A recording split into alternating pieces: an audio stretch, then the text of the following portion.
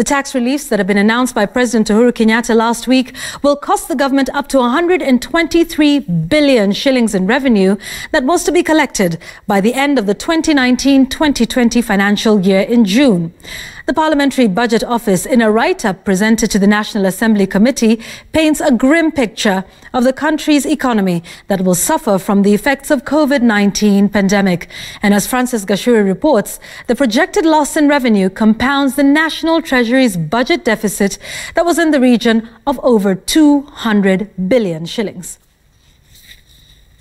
That the coronavirus pandemic will have adverse effects on the country's economy is no longer in doubt. The government's revenue streams are the first victim, with a financial outlook analysis by the Parliamentary Budget Office computing a 123 billion shillings loss in revenue for the National Treasury once the tax measures and reliefs announced by President Uhuru Kenyatta last week take full effect. The president announced 100% tax relief for all persons earning 24,000 shillings per month and below. This adjustment on taxation will cost the national government 19.8 billion shillings in lost revenue. The head of state also announced reduced pay-as-you-earn rate from 30% to 25% for employees earning more than 24,000 shillings per month.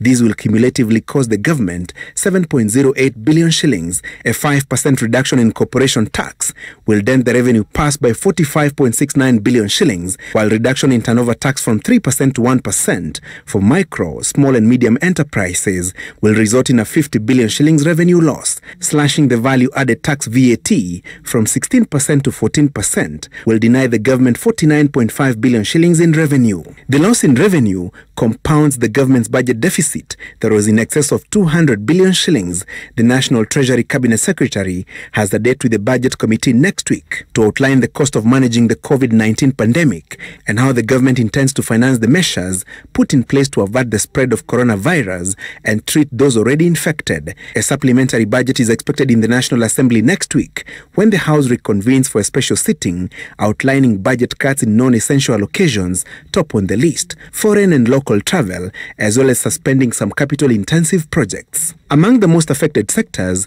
that contribute billions of shillings annually to the national gross domestic product (GDP) include accommodation and restaurants, agriculture, manufacturing, education and health, as well as construction and real estate. The flour industry, for example, is losing up to 250 million shillings per month and is estimated to lose up to 60 billion shillings by the end of this year. Workers in flour farms bearing the brunt. Francis Gachuri, Citizen TV.